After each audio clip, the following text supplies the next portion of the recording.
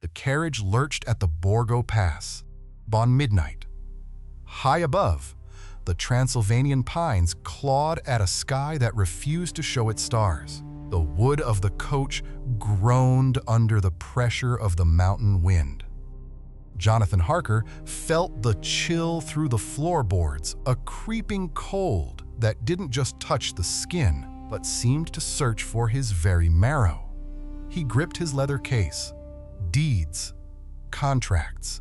The paper felt thin, fragile, almost pathetic against the ancient, crushing weight of the night. Outside, the howling began. It wasn't a random sound. It was a chorus, a welcome. He didn't know then that those gray stones on the precipice had been counting the years, just waiting for a pulse like his. Inside the castle, time didn't flow. It stagnated. There were no fires burning in the massive hearths, yet the rooms felt heavy, suffocating with the scent of dust and dried roses. The shadows didn't just sit in the corners. They moved. They stretched across the stone floors as if trying to reach him. And then, the Count was there. Black silk. Absolute stillness. His clothing didn't reflect the flickering candlelight. It seemed to drink it. When he reached out, those pale fingers felt like marble left in a winter stream, a grip that didn't just hold, but claimed. Those eyes, they had watched empires rise in blood and dissolve into silence. To Dracula, the centuries were just noise, just a long, echoing void where the only thing that mattered was the thirst. The mountains of Transylvania are not the only place where the soil remembers the taste of blood. Long before Harker took that carriage, the pines of Styria were whispering a different name. Laura lived in a castle that felt less like a home and more like a tomb waiting for a body. It was a life of silent corridors. Then came the vision. A woman kneeling, vanishing. A sting in the breast that felt like a cold kiss. The carriage wreck in the moonlight brought the predator to the gate. Carmilla. She was languid, feverish, moving with a grace that seemed too heavy for the living. Her name felt like a secret whispered in a dark room. "You are mine. You shall be mine." Twilight. The smell of fading lilies. Laura felt the weight on her chest every night, a suffocating pressure. A black cat with eyes like burning coals sat at the foot of her bed. The electric sting of the teeth followed. In the Karnstein ruins, the blood in the coffin was still warm. 7 inches of it, vibrant and red after 300 years of sleep. The stake went in, the head came off. But Laura? She still hears it. That light, rhythmic step at the drawing room door. Every night, for the rest of her life. But sometimes the predator doesn't have fangs. Sometimes the monster is just a reflection that refuses to change. London, 1890. The studio smelled of turpentine and the heavy, stagnant heat of a July afternoon. Basil Hallward's brushes scratched against the canvas, a frantic, nervous sound like a heartbeat. Dorian Gray sat there, his face a miracle of untouched skin. He didn't know that a wish was a contract written in shadow. Lord Henry Wotton leaned in, smelling of opium and cynicism. "Yield to it," he whispered. "The only way to get rid of a temptation is to yield to it." The portrait was finished, a captured second of perfection. Then the world began to rot around it. Sybil Vane went into the river, but Dorian's face stayed smooth. Each cruelty, each broken heart, each secret murder went into the attic. Behind the purple shroud, the eyes on the canvas grew cunning. The mouth curled into a sneer. The skin on the painting took on the sallow, greenish hue of the grave. The knife that killed Basil Hallward stayed warm in Dorian's hand, yet his own reflection remained that of an angel. Dorian turned the blade on the canvas. The servants found a withered thing on the floor, a hideous, wrinkled corpse with a knife in its heart. The portrait? It was just a boy again, smiling, innocent. Dorian's stitches were invisible, but on the shores of Lake Geneva, the stitches changed the world forever. 1816, the year without a summer. The sky was the color of a bruise. Mary Shelley sat by the fire, caught in a waking nightmare. Victor Frankenstein didn't use magic. He used the parts people threw away. Charnel houses, dissection tables, jigsaw of gray skin and cold muscle. November, rain on the glass. The watery yellow eye opened. The muscle jerked. And Victor? He didn't stay to watch. He ran. He left his child alone in the cold. The creature watched a family through a hole in a wall. He learned how to speak, how to love. And then he saw his reflection in a pool of water. On the alpine ice, his voice was a roar of grief. I am malicious because I am miserable.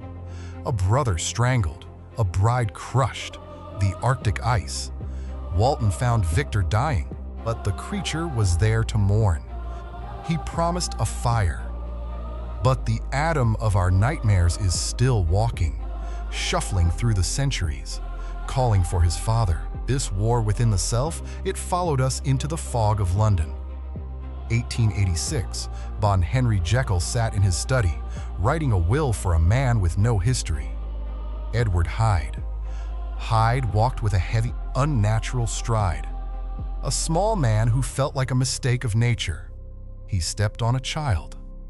He broke a cane over an old man's back. The potion didn't create Hyde. It just let him out. Jekyll thought he had a key to the cage.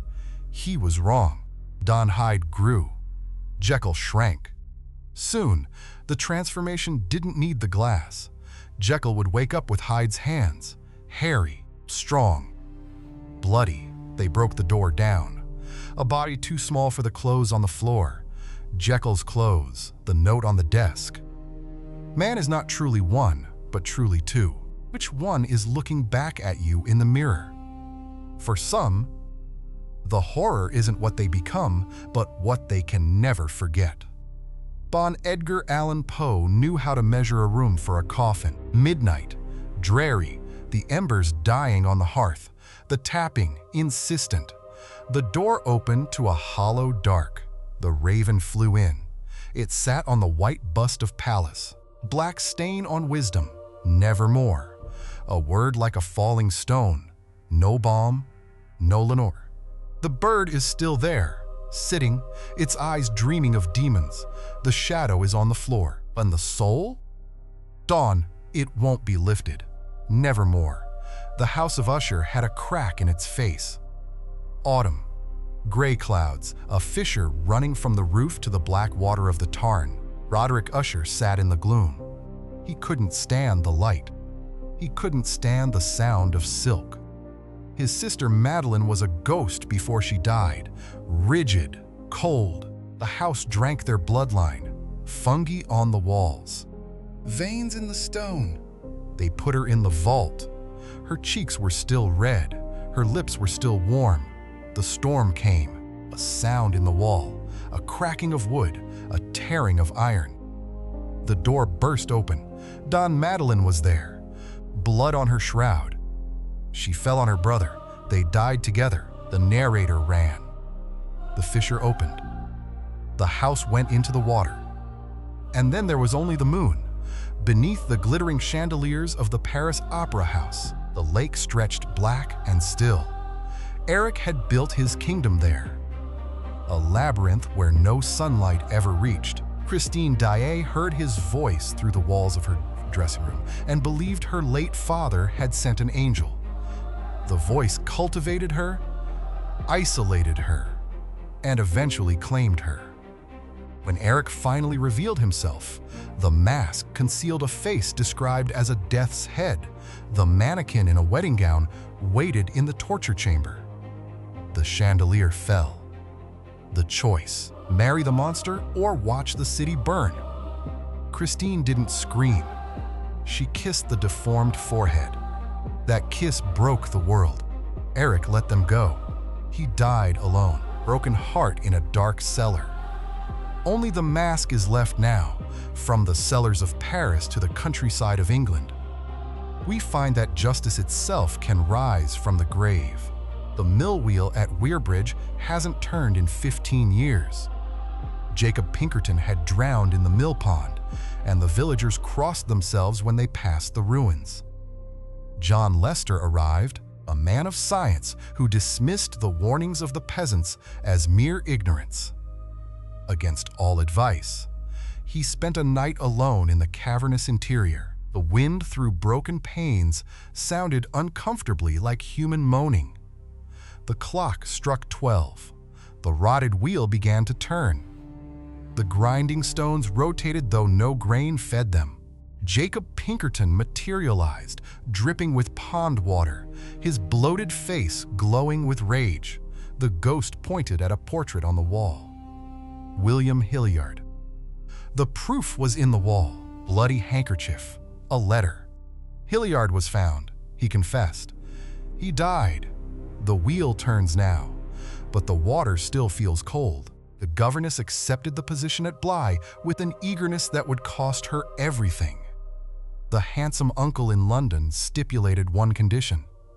She must never trouble him. Flora was 8, Miles was 10. They were too beautiful. Then the valet appeared on the tower, Peter Quint, dead, watching Miss Jessel by the lake, in black. The children smiled. They played. They pretended the dead weren't there. The lake was the end of Flora. She begged to leave. Left alone with Miles, the governess gripped him. She saw Quint at the window. On. She clutched the boy protectively, demanding he acknowledge the horror. Miles cried out the valet's name. The governess felt victory. But when she relaxed her grip, the child died in her arms. Henry James left the truth suspended. Either malevolent ghosts claimed a victim, or a hysterical woman smothered a child with her delusions. From uncertainty in an English country house, we cross to Normandy, where the threat is invisible. The narrator kept his diary with methodical precision. He had been content once, until the water began disappearing from his carafe. The flowers wilted too quickly. Pages turned without human intervention. The invisible entity, which he named the Horla, established itself in his home. He placed mirrors around his bedroom to catch it. Standing before the glass, he watched his own reflection vanish. Something stood between him and the mirror, something that could see him though he could not see it. It fed upon his will, replacing him in his own existence. In desperation, he sealed his bedroom and set the house ablaze. Watching the flames, a terrible doubt seized him. If the body is destroyed, does not the soul remain? The Horla would survive the fire. The revolver remained as the final, terrible option. In America, a visible prison was being built out of wallpaper. The nursery door locked behind her. John, her husband and physician, prescribed absolute rest. No writing, no stimulation, no work. The wallpaper in the room smoldered in an unclean yellow. The pattern was dull enough to confuse the eye, yet pronounced enough to provoke a madness. The sub-pattern gradually resolved into the figure of a woman trapped behind bars. The narrator watched her creeping. I think that woman gets out in the daytime. I have seen her. As her mental state deteriorated, she began to peel the wallpaper by moonlight. She locked herself in. She tore down the pattern. She crept around the perimeter, smudging the wall with her shoulder. I've got out at last, in spite of you and Jane. Charlotte Perkins Gilman wrote this from her own experience. The yellow wallpaper became a symbol of patriarchal confinement.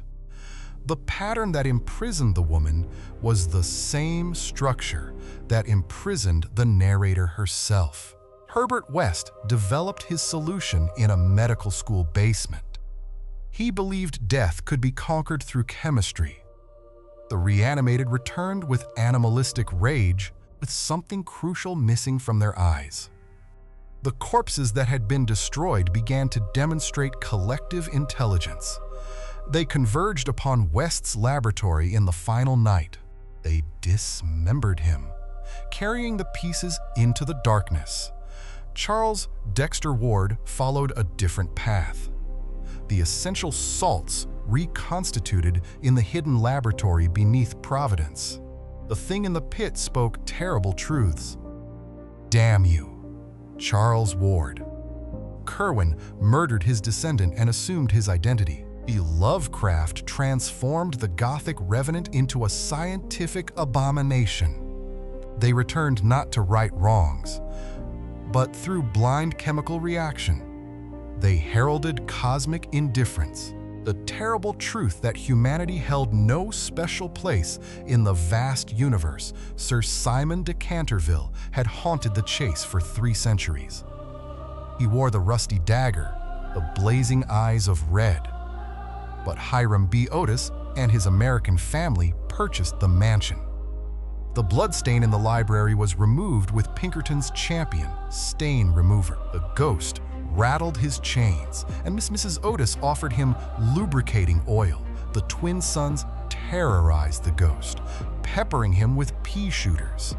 Sir Simon retreated into existential despair. Virginia Otis, 15 years old, found him weeping. She agreed to pass through the wall with him. She prayed for him. When she returned, she led the family to the skeleton. Wilde inverted the Gothic tradition. The living tormented the dead. Yet the ghost's release came through compassion. He made me see what life is and why love is stronger than both. Jane Eyre arrived at Thornfield Hall, hearing the distinct, formal, mirthless laugh in the attic. Edward Rochester was brooding, sardonic, scarred by a mysterious past. The fire in his bedchamber was extinguished by Jane's hands. The wedding veil was torn. At the altar, the lawyer interrupted. Rochester already had a wife. Bertha Mason, the mad woman in the attic, had been kept in the deep shade. She set fire to the house. She jumped from the roof. Rochester, attempting to save her, was blinded. Jane heard his voice cry across impossible distance. She returned to find Thornfield burned. In the manner called Ferndian, they reunited as equals. The secrets hidden in plain sight were consumed by flame. Montague Rhodes James gathered his students at King's College. The firelight cast long shadows across the medieval scholar's darkened room. He read tales of terror to wide-eyed young men. The whistles was found in the sand at the beach. "Oh, whistle and I'll come to you." The bed sheets moved of their own accord in the spare room. The mezzotint changed by lamplight. The figure in the engraving crawled toward the door frame by frame. The horror lay in the subtle wrongness of ordinary things. Fabric rustling when there was no breeze. A picture that shifted when unobserved. He aimed to make his readers pleasantly uncomfortable. But the discomfort would outlast the firelight, and the shadows he described would continue to move in bedrooms long after his voice had fallen silent. The candle gutters in a wind from nowhere. The 16 tales have unfolded across the Victorian night and beyond. Dracula's castle still waits upon its precipice. The portrait in the attic still breathes beneath its purple shroud. The yellow wallpaper still hides its creeping prisoner. The raven still sits upon the pallid bust, never flinching. The mill wheel at Weirbridge still turns for the living and the dead. The phantom's mask still lies in the empty cellars beneath Paris. These stories were born of gaslight and fog, of scientific hubris and ancestral sin. They whispered of desires that society could not name. You have been watched since the first sentence. The unseen eyes have never looked away. The invitation is extended. The threshold is crossed. these Gothic nightmares will survive the electric age. For every boundary science pushes, it also reveals new shadows. The clock is striking midnight. The embers are dying. The book is open in your hands. But listen carefully. Did something move in the corner of your vision? Did the floorboards settle, or was that a step? The Victorian masters promised that terror endures, that mystery outlasts reason, and somewhere in a room you haven't entered yet, something waits. Patient, ancient, and terribly, terribly awake. One pleasant dreams.